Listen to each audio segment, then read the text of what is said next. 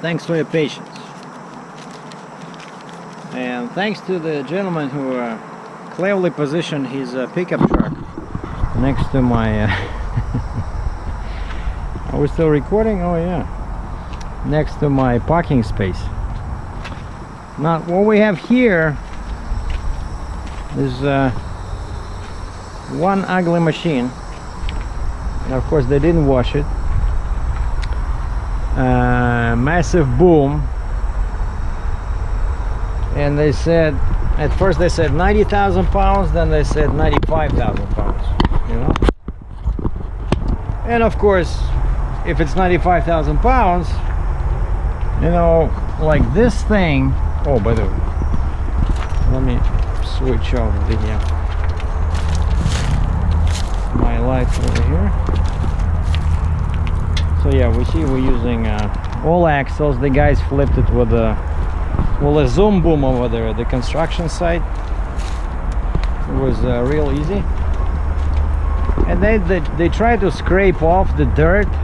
You know, you can see the guys were, see, they used their shovels, but of course this would never go. There was never go across the border. And when I first saw it, of course, let me just turn off the, don't go anywhere, don't change the channel, let me just push this little button here. Yeah, okay, so I was afraid, since the broker could not supply me the exact dimensions, right? I thought, you know, my concern always is that, like, because of my raised center, this is 45 inches, right? And this is about 8, but because I put the D-rings on top of there, so I need about like 9.5 inch clearance, ground clearance. Otherwise I cannot load unless it's legal dimensions, and I can put some boards under. But if it's like this, you cannot put boards on air, right? It's just dangerous. So anyway, and I woke up at 5 o'clock because they want me there at 8. Started driving at 6, and it took me 2.5 hours to do 65 miles from Cambridge, cross Toronto, and go to Scarborough, which is the eastern part of Toronto. So I was 30 minutes late, but you know, the guys were there doing nothing, waiting for me, and they see me walking in. Hey, you're the trucker? I said, yep. Okay, and there was like 10 people helping, you know. Well, I did the chaining myself, but the main thing is that when they were loading. But this thing, it's so complicated. Like, it has hydraulic cylinders everywhere. You see, like, it has drive shafts over here. This thing cannot just go up, but it can tilt. You can see these control the height, like, of each side. And I don't know, it's like digger, trencher, whatever. They remove the attachment. Now, of course, that's why it's lighter. And so as soon as I saw the machine, so my first main concern, whether I'll be able to load, disappeared, because I knew that the tracks are big. It's actually only 10 feet 8 inches wide, so perfect. And because of my drop side rail, it's about 11 feet tall. We measured over there, we measured at the cab, and we measured the stacks. And I'm like 13 feet, so I'm just running. You see, I raised my trailer. I'm running with position 3, I think, because I went to scale and there was a big hump in there. Yeah, I'm in position 3, and on the back I'm in position 5. So, you know, because I don't have to be concerned about the height. And this is how I secure this. So just one chain on this boom, and it went like, this is 3/8 chain, so it went right through here, right, and I tied down over there. Perfect. And this, the block, it actually came with this machine when somebody brought it, and he says that, he showed me a picture, he says that's how it was shipped, you know. See, basically they had to, this is the front of the machine, so he said they had to back it like this. And you know, and they scared me with this 95,000 pound stuff. And normally I know from experience that, like where my light is, you see that light, that's the center. Like big machines, I want a center of gravity in here. And we measured the tracks, you know, we measured from here to over there. This was like 120 inches, and then we measured this, and this was the perfect center. And I said, okay, so let's center this against my light, because we're so clever, you know, and this should be good, you know. And one thing, of course, like I said, I never trust brokers with weights or customers, you know. You see these bolts?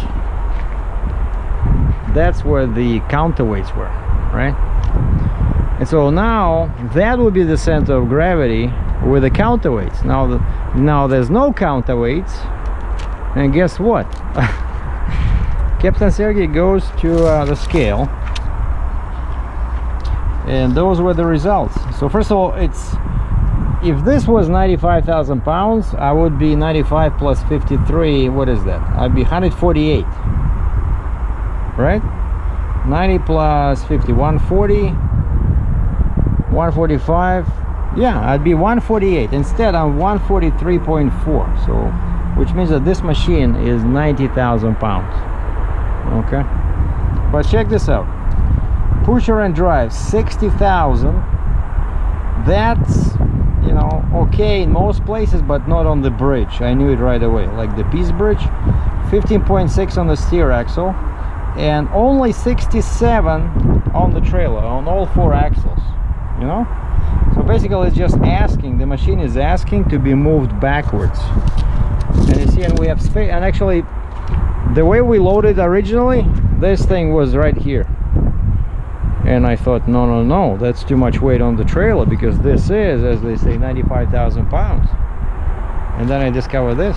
So basically that's why I need that gauge. I need to, you know, this is it. After this load, I'm gonna calibrate that gauge, because at least, even if I cannot see the weight on with the pusher, you know, I can only see one group, which is my drives, with this gauge, you know. But I will be able to see the trailer. Like, I'm gonna calibrate it like this, because that's especially when you do heavy loads, that's when it's important, right? I'm gonna calibrate it with 4 axles like this, you know. At least then I would see right away 67, you know. That's not good. It should be at least 70,000, 72, 75, you know. So yeah, really, I have that. I have to start using it. And so what I did is, since 60 was too much, and step 1 was to try move the 5th wheel as far forward as possible, because I talked to the bridge, and the bridge said she tried like a test run on the software, even when we put 20,000 in here, but over here was like 57, I think. It still passed, you know. So I can move a lot of weight to the front, right? And I hardly have any fuel. So this ticket was done when this was, see the center? This is the center, right? And I was like here, like maybe 5 inches, you know, that kingpin. And so what I did is I dropped the suspension, dropped the trailer, and I moved it maybe, I don't know, 3-4 inches forward. I don't want to go too far, because I'm already real close here, you know. I'm not hitting anything, but this is it. I don't want to go closer, you know? I Just have like 1 foot probably here. And check this out. So it was 15.6 on the steer, 60,000 on the pusher and the drives, and 67.7 on the trailer for the gross of 143.4. Then I moved it, the fifth wheel forward, and check this out. So the old one is on the left, the new one is on the right. So instead of 15.6 on the steer, now I have 16.9. So that little maneuver, like, I don't know, 4 or 5 inches, moved 1,000, almost 300 pounds. Okay, 1,240 pounds. And of course from 60,000 it went down to 58.7. And trailer went up by 60 pounds. So 60 pounds went on the trailer, you know. Yeah, I see, because the gross is still the same, 143,400. But mostly when you do this, you take the weight off the drives and the pusher, right? The thing is, the bridge, when I applied for the bridge denied. Like, I applied with this pretty much. I said that's what I got. I got, you know, 58 times 0.7 divided by 3, right? Like, they were okay with the steer axle, the bridge. I'm not talking about New York State, just the bridge to cross into US, the Peace Bridge. So they were okay with the steer, they were okay with the trailer, they were not okay with, she said, axle 2 and axle 3 are overloaded. And I called her, left a message, sent an email, this lady, and I said, what about axle 4? Like, so basically what she says is that, according to your spacings, you know, and my wheelbase is 254, so from the front of that axle to here I'm 254. So of course this is even shorter, right? Which is not good for US, you know. Like, even this, I'm 10 inches over what I'm supposed to be in Ontario. But that's why I did this, because Challenger did this. If you remember when we were talking about the wheelbase, everybody in US was saying that you need to have 265, you know. But I cannot have 265 because, you know, I'm in Canada. You know, I gotta go by the local rules as well, right? And so, but at least good thing I didn't get 244. Otherwise, that's what my Mac had, and I was always running into issues with this stupid bridge, you know. At least now they allow me a bit more. On the Mac, I think they allowed me like 18,000 over here, you know, on each. So now she says, this one I can have 19,250 pounds. This one I can have 19,000. And she still didn't say anything about this. But basically, I gotta make them 19, 19, 19. So 19, what is this? 57. Right? And you see, I'm 58.7. And these guys have scale in there. So they can check, like, if you cannot lie because they have a scale, right? And so, since this option was exhausted, I cannot go any further, and I already have a gooseneck extension. So the fun, and by the way, I asked him.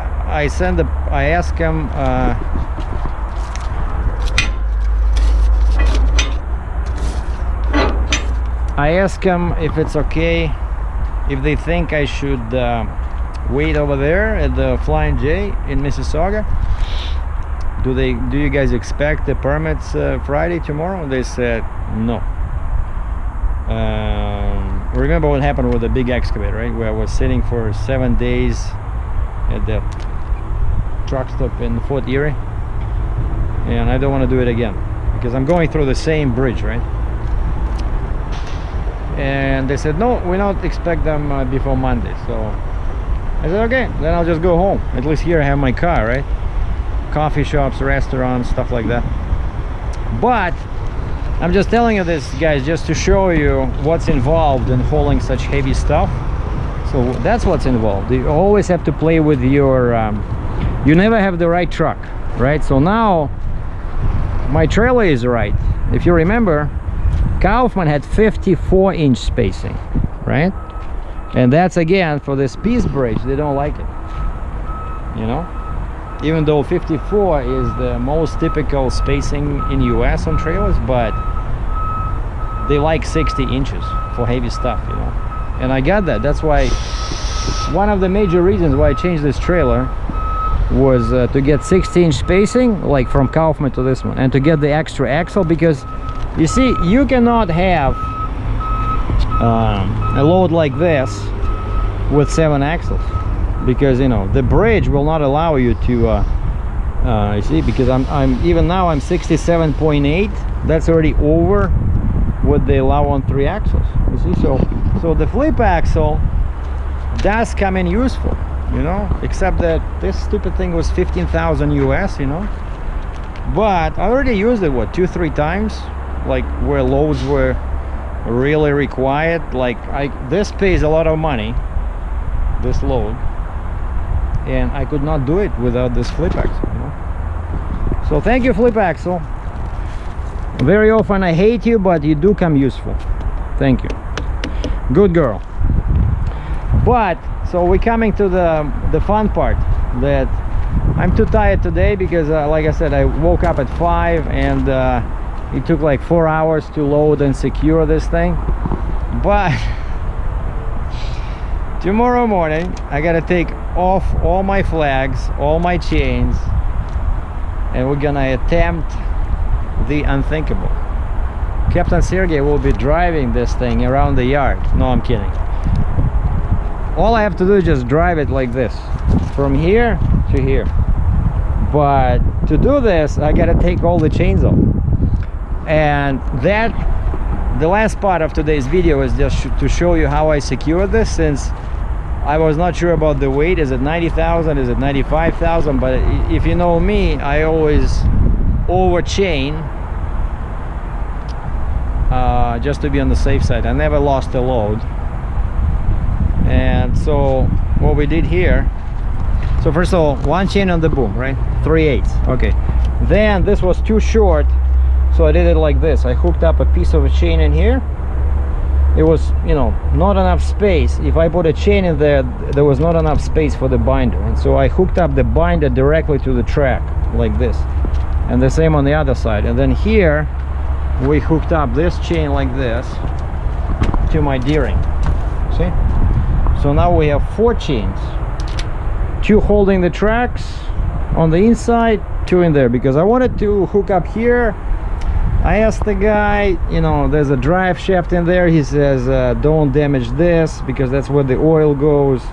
So even though it looks massive, but we decided not to do it over here. So he says do it like this. I said perfect. And so I did the same. So basically 1, 2, 3, 4, right? And I did the same in the back here pretty much. So 1 over the track, so hooked up to the track and hooked up under the, like, to that D-ring. The same on the other side. And then here I used the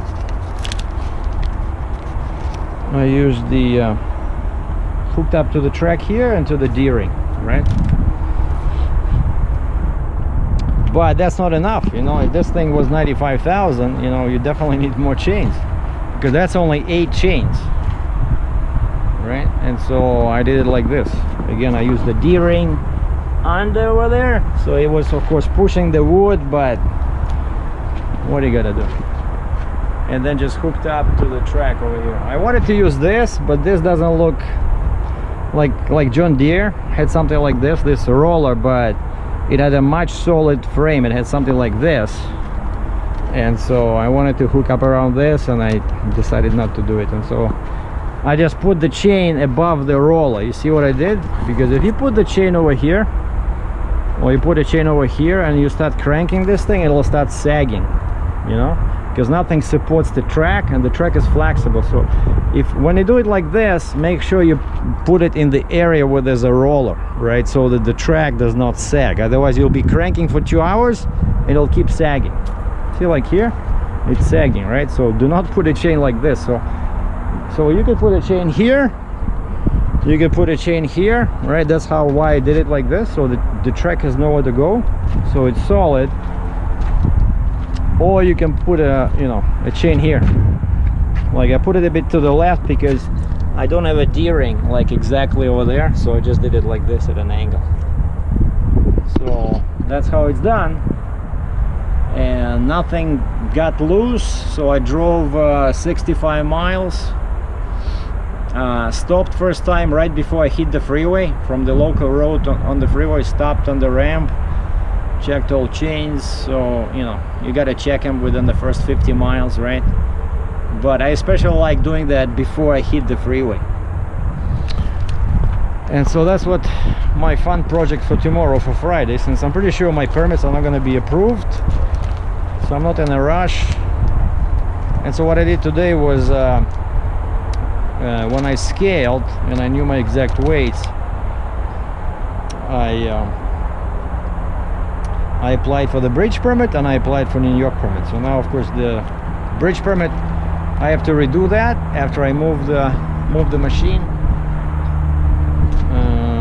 But basically the guy showed me, the guy gave me a lesson, 5-minute lesson, because he says I'll be unloading this. He says there's nobody there when I deliver. He says let me show you.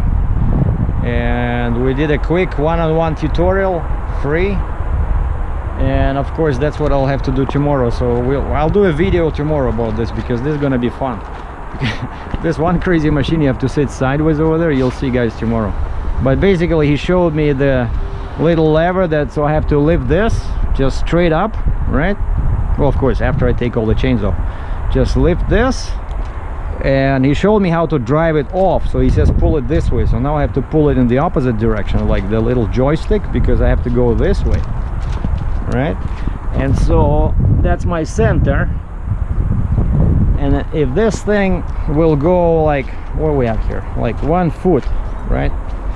And you see how nicely it's I was afraid this will start hitting this area because I'm so low here, but this is unbelievable. It all worked very nicely, you know, except again, since there's no counterweights, this side is not as heavy as we thought, even though that's where the engine is.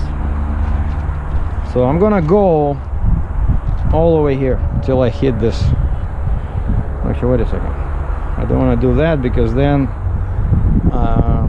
the track will block the D-ring. So well, I'll come close so that the chain is still at an angle. Maybe like go somewhere like here, but definitely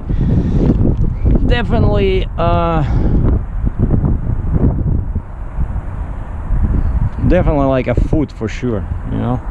And that 1 foot will put about 2,000–3,000 pounds easy on the trailer. So I need to go from 58.7 to 57. So I just need to move 1,700 pounds. So 1 foot should be enough, because this thing is massive, you know.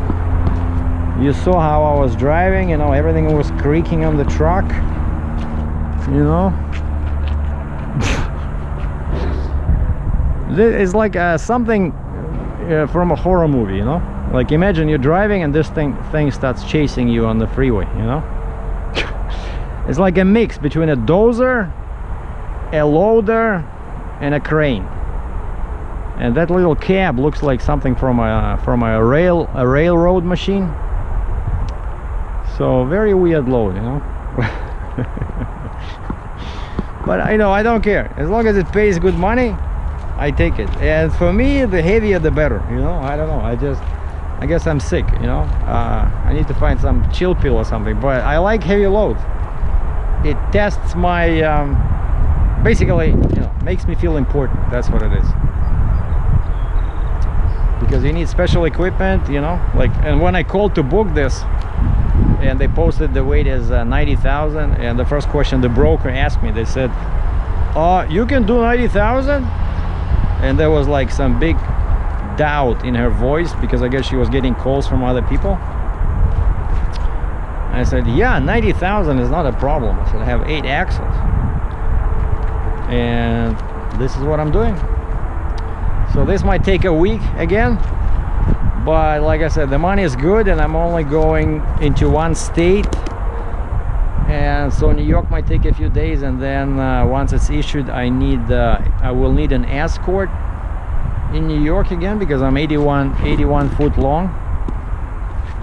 anything over 80 you need an escort. I don't need the escort because of the width, just because of the length.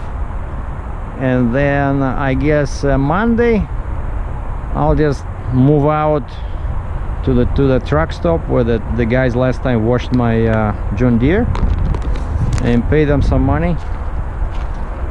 And we didn't discuss it yet with the broker, but I think it's, you know, these guys can do, except that here like this they're really baked.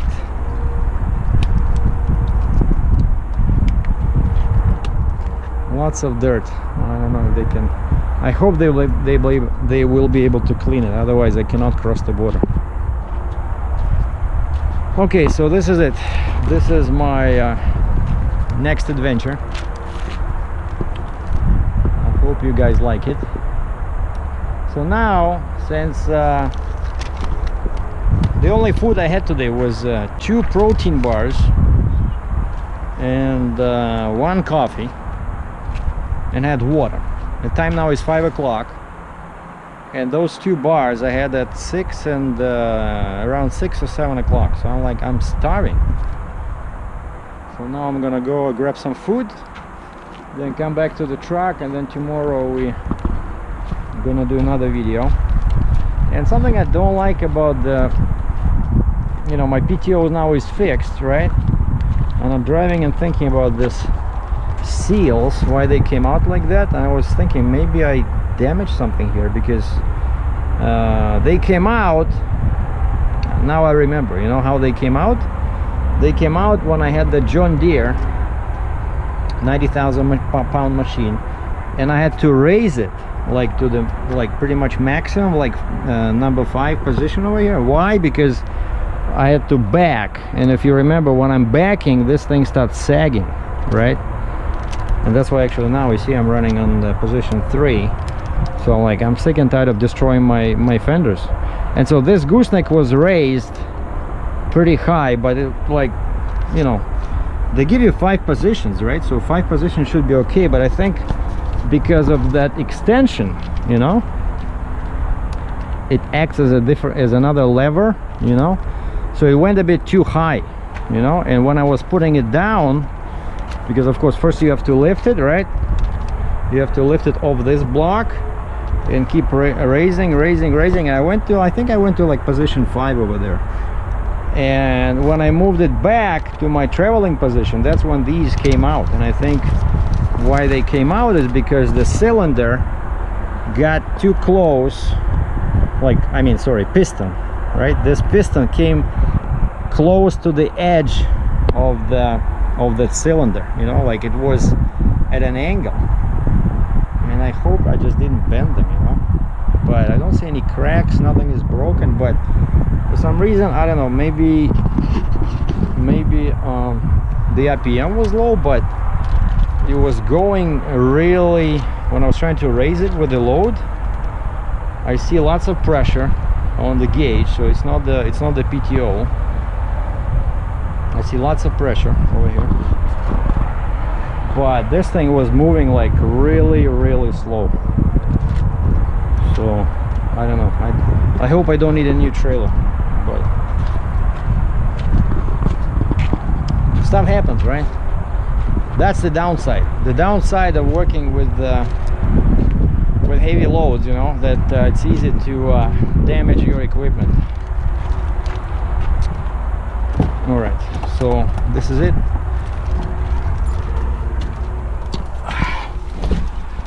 Those are my tickets.